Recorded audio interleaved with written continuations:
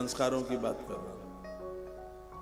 ये ग्रंथ यही तो कहता है। पूज्य स्वामी विवेकानंद महाराज कहते थे, जो माता पिता अपने बच्चों की तरक्की चाहते हैं तो दो बात उन बालकों को कह दो। एक तो बेटा सूर्य भगवान को प्रत्येक दिन अर्घ दे। एक काम आपका, एक लोटे में जल भरो, लाल फूल डालो, सफेद तिल डाल दो, थोड़ी सी दूर्वा डालो, बच्चे के हाथ में दो। आज नहीं तो कल, कर नहीं तो परसों, 15 दिन में, 1 महीने में वो अपने आप लोटा भर के सूर्य भगवान को अर्घ देगा। हनुमान जी सूर्य नारायण के ही तो भक्त हैं। हनुमान जैसा विद्वान हनुमान से पहले नहीं हुआ और हनुमान जी के बाद में भी कभी नहीं होगा। हनुमान जी विद्यावान है। गोस्वामी ने लिखा है, विद्यावान गुणी अति चातुर। विद्वान और विद्यावान में अंतर है। विद्वान तो स्वयं के लिए पढ़ लिख करके रह जाता है, लेकिन विद्यावान उसे कहते हैं, उसके सानिध्य में जो आवे उसको भी वो विद्वान बना देता है, उसको विद्यावान कहते हैं। हनुमान जी विद्यावान है। इनके सानिध्य में जो भी आता है उसको बजरंगी विद्वान बना देते हैं, कमाल कर देते हैं, उसके हाथ में चातुरता दे देते हैं। ये बजरंगी की महिमा है। सूर्य देवता ने हनुमान जी को विद्यावान बना दिया। सूर्य देवता को अर्घ आप देंगे, आपको क्यों नहीं बना देगा। हर माँ का ये फर्ज है अपने बच्चे से प्रत्येक दिन भगवान सूर्य नारायण को अर्घ दिलवाए। और लोटे में क्या क्या डाला जाता है? कच्चा दूध। बहुत बड़ा अपराध है गर्म दूध से देवताओं को स्नान कराना। गर्म दूध से देवताओं को स्नान नहीं कराया जाता, अपराध है। कच्चा दूध प्रयोग में लिया जाता है। लोटे में कच्चा दूध डालिए, सफेद तिल डालिए। महादेव पर काला तिल चढ़ता है। काला तिल चढ़ाने से आयुष बढ़ता है, उम्र बढ़ती है, अकाल मौत से बचते हैं।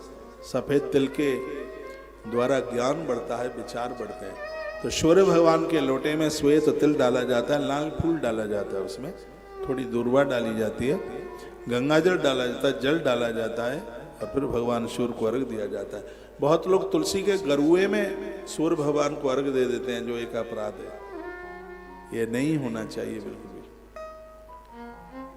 बहुत लोग भगवान को नहला करके तुलसी के गरुए में उस पानी को डाल देते हैं, तुलसी सूख जाती है। भगवान को नहलाने वाला पानी पीपल में डाला जाता है, बरगद में डाला जाता है, बेल पत्र में डाला जाता है, वो भी नीम बमूल में नहीं डाला जाता।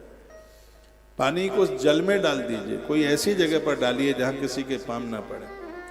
ये सगरी बातें हमारे ग्रंथों में लिखी है। पूजा का जो जल है छना हुआ होना चाहिए, उसमें थोड़ा कपूर का टुकड़ा डाल दें, तीर्थ का जल डाल दें, तो उससे वह जल अपने आप में अति शुद्ध हो जाता है, बहुत पवित्र हो जाता है। जिस पानी में बुदबुद आए, बतासा जैसा है, उसमें बाल गिर गया है, ऐसा पानी देवताओं को नहलाने को लायक नहीं। इसलिए उसको छानने की बात कही गई।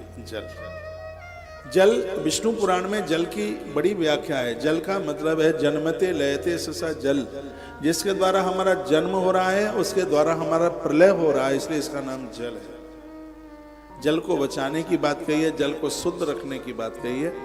जल को देवता माना गया है, जल देव है। गणेश जी को जल का तत्व, जल तत्व का देवता माना गया।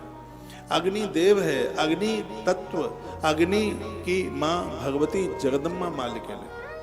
वायु के देवता स्वयं भगवान सूर्य देवता हैं, और आकाश के देवता स्वयं भगवान विष्णु हैं। ये पंच तत्व अपने आप में बहुत ज्यादा विशेष हैं। तो ये बड़ी अद्भुत बात कही गई है। तीर्थ दक्षिणा तस्ते मठे मंत्रालय बुध तत्व देवालय वापी ग्रहे वानी मत। जिनका घर मंदिर वाली गली में, लोग तो कहते हैं कि वो घर बहुत अशुभ है, और मैं कहता हूँ वो घर इतना शुभ है जिसके आसपास घंटा घड़ियाल की आवाज घर तक आती हो, उस घर को बहुत ज्यादा शुभ माना गया है। घर वो शुभ नहीं है जहाँ अगल बगल में कसाई लोग रहते हैं,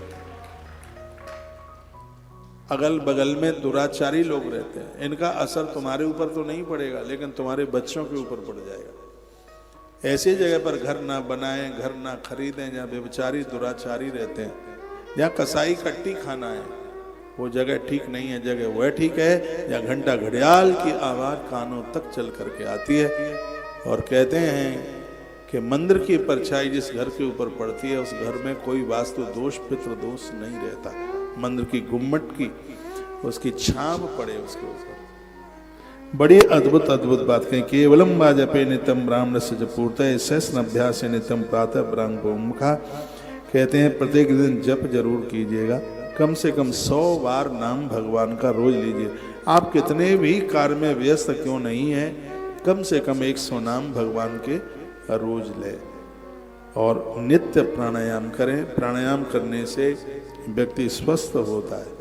लिखा करते ध्यान ज्ञान सिद्ध त्रेतायाम तपसा तथा द्वापरे जना ज्ञानम प्रथमा पूजा कलो। ये श्लोक बड़ा अद्भुत है, 55 नंबर का श्लोक है, अध्याय 13।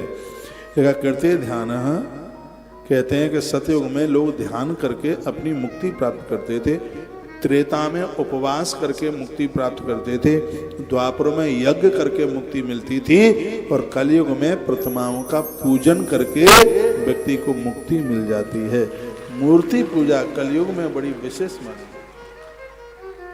ये बेधर्मी दूसरे धर्म के लोग हैं, वो तो मानते नहीं है इस बात को, लेकिन स्वयं भगवान महादेव का यह कहना है कि कलयुग में मूर्ति पूजा, चाहे आप रामकृष्ण को पूज रहे हैं, चाहे आप भगवान महादेव की पूजा कर रहे हैं, इस कलयुग में मूर्ति पूजा को बहुत ही ज्यादा विशेष माना गया है।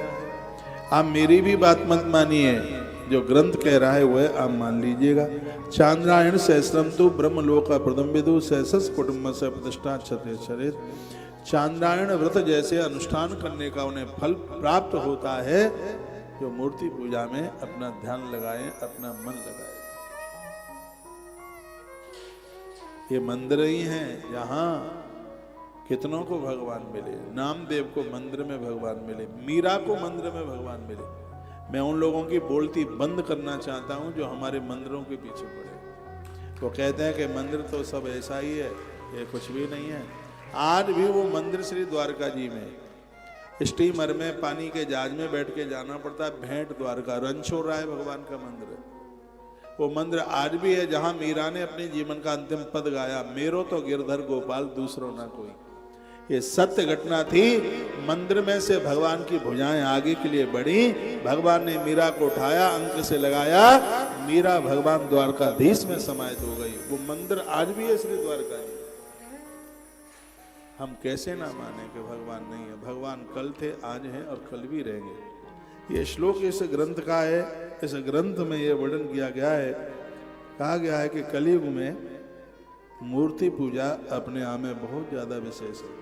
चांद्रायण सहस्रम, हजारों हजारों चांद्रायण व्रत करने का फल उन्हें प्राप्त होता है जो भगवान की ये पूजा करते हैं। अपने घर में मंदिर बनाइए, छोटा सा मंदिर बनाएंगे, उसमें प्रभु आपको बिठाएंगे, घंटा रोज बजाएंगे, प्रभु तुम्हें बिठाएंगे, मक्खन का भोग लगाएंगे, उसमें तुम्हें बिठाएंगे। भगवान की पूजा करके बड़ी शांति मिलती है। रावण की लंका में रहने वाला भी प्रतिमा पूजन करता है त्रेता में, जिसका नाम है विभीषण। रामायुध अंकित ग्रह शोभा वर्णन जाय नव तुलसी के वृंदत है, वो तुलसी की पूजा करता है। तो हम तो नहीं मानेंगे कि ये मूर्ति पूजा नहीं होती है। ये कल थी, आज है और कल रहेगी।